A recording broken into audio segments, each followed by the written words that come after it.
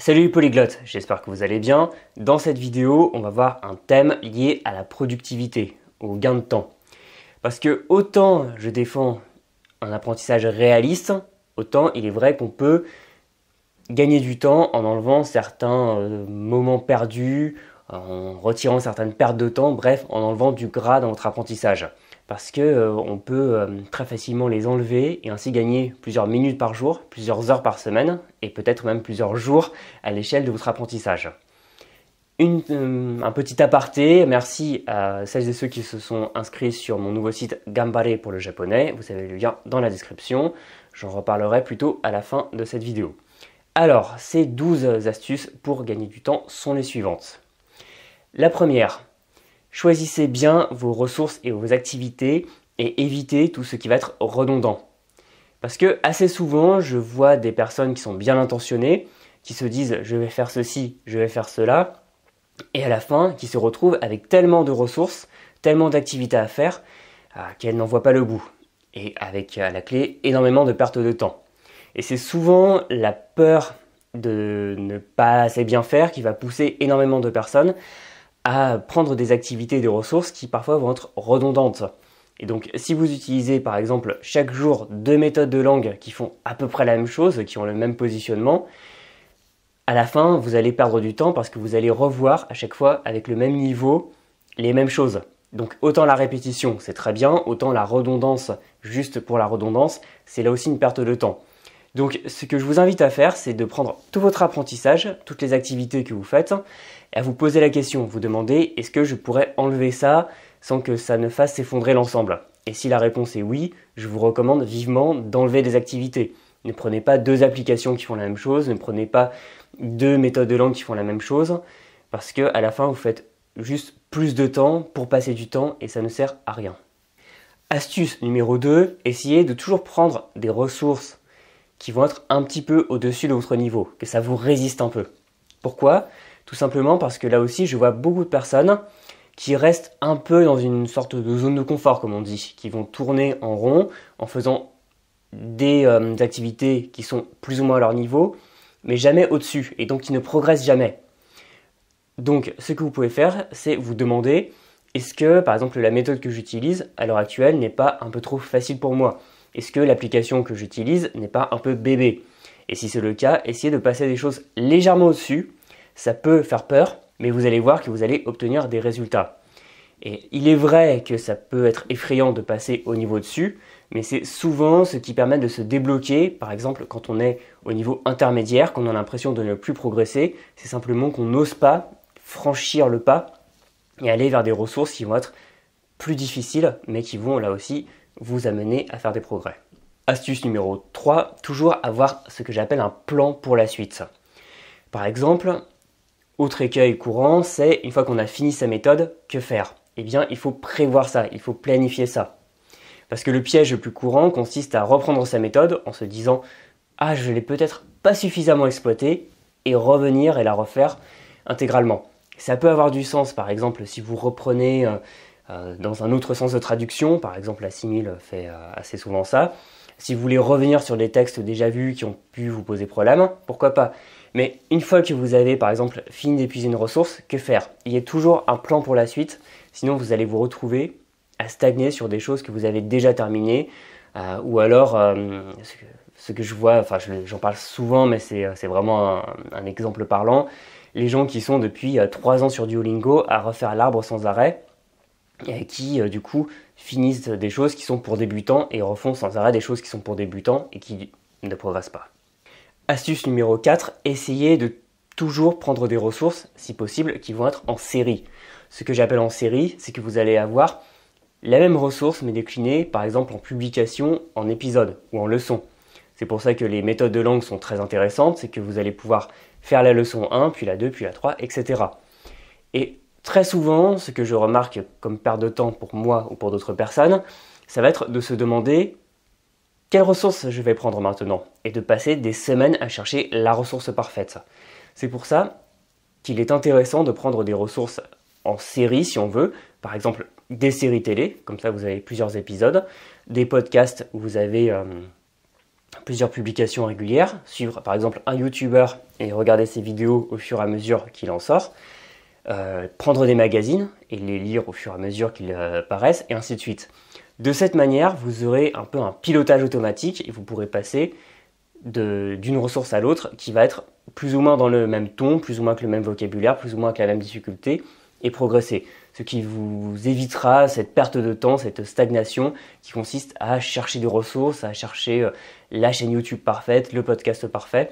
Essayez plutôt de prendre des choses qui vont être en série, comme ça pendant au moins un temps, vous repoussez la question du choix des ressources et vous pouvez continuer là-dessus et ne pas vous poser de questions et progresser.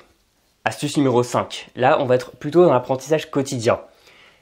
Évitez de trop vous encombrer avec l'apprentissage de la langue. Parce que je vois beaucoup de personnes qui vont être très motivées, qui vont avoir envie de passer des heures et des heures sur l'apprentissage. En soi, c'est pas un mal. Si vous avez le temps, si vous donnez la peine de progresser, vous allez progresser, il n'y a pas de souci. Simplement, il faut faire attention à ne pas vous occuper, à vous donner l'impression de beaucoup travailler. Parce que vous pouvez très bien faire une demi-heure, une heure, très concentré, très efficace sur les bonnes ressources, les bonnes activités, et faire à l'inverse 5 heures à stagner complètement, à faire des choses qui vous ennuient, à avancer très lentement. Bref, essayez plutôt de penser en termes d'efficacité plutôt que de vous occuper, parce que c'est un peu le problème du présentéisme, par exemple de venir au travail en étant malade, fatigué, et on va travailler très lentement, ça ne sera pas productif. Et c'est d'ailleurs pour ça que dans certains pays où les temps de travail sont très longs, la productivité horaire est plus basse que dans certains pays où justement le temps de travail est plus réduit, parce qu'il y a une recherche d'efficience, de vraiment prendre ce temps et de ne pas le dilater. Donc faites attention, si vous devez passer 2 heures sur un texte très compliqué ou passer 3 heures à lire un roman, pourquoi pas? Mais ayez toujours un plan à ce niveau-là et ne vous donnez pas l'impression de beaucoup travailler, parce que vous allez peut-être beaucoup travailler en apparence, mais vous allez peu progresser. Donc essayez plutôt de réduire votre temps, de le compresser sur des choses qui sont réellement efficaces, et vous allez voir que vous allez passer moins de temps pour plus de progrès. Astuce numéro 6, dans le même ordre d'idées, essayez toujours de viser en priorité des activités intensives. Souvent on me demande s'il est intéressant par exemple d'écouter la radio en fond, en bricolant ou en faisant à manger. Pourquoi pas? J'ai aucun problème avec cette immersion passive. Simplement privilégiez, si vous avez peu de temps et qu'il faut faire des choix, des activités intensives. Donc au lieu d'être fatigué et simplement, je sais pas, regarder une série avec les sous-titres et lire les sous-titres, il est plus intéressant de prendre un podcast de 5 minutes sans sous-titres, enfin sans transcription, ou alors ne pas l'avoir sous les yeux tout de suite, et vraiment d'essayer de tout écouter. Au lieu de prendre un roman un peu facile que vous allez faire, que vous allez lire, et vous allez trouver ça bébé, il vaut mieux prendre un article de journal, voire un paragraphe d'un article de journal un peu compliqué, mais sur lequel vous allez vraiment travailler, vraiment trouver du nouveau vocabulaire. Il vaut mieux être intensif plutôt qu'extensif. Alors l'extensif, c'est très bien. Par exemple, vous pouvez, je sais pas, écouter un podcast en voiture et bref, combler tous les temps morts de votre journée avec de l'apprentissage de la langue. Ça crée de l'immersion et l'immersion, c'est toujours très bien. Mais si vous avez le choix, prenez toujours de l'intensif. Là aussi, toujours un petit niveau au-dessus du vôtre et vous allez voir que vous allez là aussi beaucoup en profiter. Conseil numéro 7, quand je parle de temps mort de votre journée, c'est vraiment le nerf de la guerre. Parce qu'on a tous un quotidien qui est très chargé. Vous avez peut-être un travail, une famille, des loisirs que vous avez envie de faire en plus des langues. Les langues, il n'y a pas que ça dans la vie. Et l'intérêt, ça va être de trouver des moments dans votre journée qui seront de toute façon perdus et de remplacer ce temps perdu par de l'apprentissage des langues. D'où l'intérêt de découper votre apprentissage en petites tâches intensives et de les mettre dans ces temps morts. Par exemple, quand vous attendez le métro, le bus ou autre, eh bien, par exemple, révisez du vocabulaire. Vous n'aurez pas à le faire le soir. Si vous avez un temps entre deux, par exemple, entre rentrer chez vous et je ne sais pas, aller chercher vos enfants, si vous avez une demi-heure, eh bien là, vous pouvez mettre par exemple une activité d'écoute assez intensive. Et de cette manière, tous les moments de toute façon perdus, vous allez les rentabiliser, vous allez les transformer en moments qui seront créatifs, vous allez pouvoir progresser et il ne vous restera plus un énorme bloc d'une heure, 1 heure et demie à la fin de la journée, voire le soir, quand vous serez fatigué. Donc, posez-vous la question de tous les moments un peu morts, un peu perdus dans votre journée et essayez d'y adjoindre une activité d'apprentissage des langues. Et comme ça rendra votre apprentissage beaucoup plus indolore et il sera beaucoup plus naturellement cousu sur le fil de votre journée. Conseil numéro 8, essayez de toujours faire les activités les plus énergivores, les plus compliquées en premier. C'est un peu le principe de la grenouille, vous savez, on dit que si on mange une grenouille au début de chacune de ces journées, il n'y aura rien qui sera plus désagréable par la suite.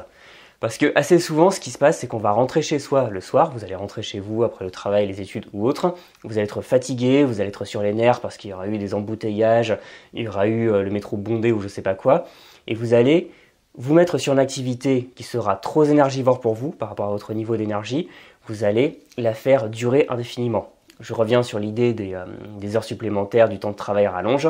C'est souvent ça, on comate un peu sur une activité, c'est-à-dire vous allez prendre un roman, vous allez passer du temps comme ça dessus et à la fin vous allez vous rendre compte que vous n'aurez lu que 2 phrases alors que vous auriez pu réserver ces activités à un moment plus propice.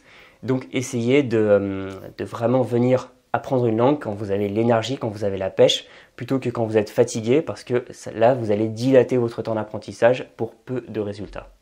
Conseil numéro 9, qui va plutôt concerner cette fois vos partenaires linguistiques, donc pour faire des tandems linguistiques avec des locuteurs natifs, essayez toujours d'avoir au moins 1, sinon 2 locuteurs natifs fidèles. Parce que ce qui se passe quand on essaye de parler avec tout le monde, c'est très bien, on va pouvoir parler avec des gens, avec des accents, des profils, des manières de parler, tout ça, ça va être différent, ça va vous apporter une richesse. Simplement, quand on ne fait que faire ces présentations avec les mêmes personnes, on va très vite tourner en rond. Parce qu'on va être limité, on va dire « Salut, je m'appelle machin, comment tu t'appelles, je fais tel métier, quel est ton métier, où habites-tu, etc. » Alors que quand on a un partenaire linguistique fidèle, on peut se concentrer sur des choses beaucoup plus intéressantes. Parce qu'on se connaît déjà, on a déjà parlé des banalités, on connaît un peu mieux notre niveau, on sait de quoi on aime parler, et on peut chaque semaine, étape après étape, consolider notre niveau. Alors je ne vous dis pas de ne parler qu'avec une seule personne, mais ayez toujours au moins un partenaire fidèle, et après vous pouvez parler avec d'autres gens, et avec qui vous allez peut-être un peu perdre du temps, mais comme ça, vous aurez chaque semaine ou plusieurs fois par semaine un rendez-vous avec une personne avec laquelle vous allez pouvoir avancer beaucoup plus vite. Astuce numéro 10, toujours sur les locuteurs natifs, qui peut sembler toute bête, mais par pitié, ayez un matériel toujours à la pointe, toujours en bon état de marche avant de faire des conversations. Parce que je ne vous dis pas le nombre de fois où une conversation a été retardée de 10 minutes, voire a été ajournée, ce qui fait que vous aurez perdu par exemple 10 minutes pour rien du tout, juste parce qu'il y avait un problème de matériel, une connexion internet qui ne fonctionnait pas correctement, un appareil qui n'était pas chargé, ça arrive souvent « Ah, j'ai pas chargé ma tablette, attends, je vais donc devoir venir avec mon téléphone » et on perd 2, 3, 4, 5 minutes. Le micro pas branché, la webcam qui ne fonctionne pas pour une raison mystérieuse. Bref, c'est une petite vérification, essayez toujours de lancer au moins, par exemple sur Skype, la session 5 minutes avant, quitte à après venir parler à la personne un petit peu après, mais toujours avoir le matériel bien préparé parce que c'est vraiment des pertes de temps pour rien. Et je pense qu'avec le Covid, Zoom et compagnie, vous avez dû vous arracher les cheveux plusieurs fois.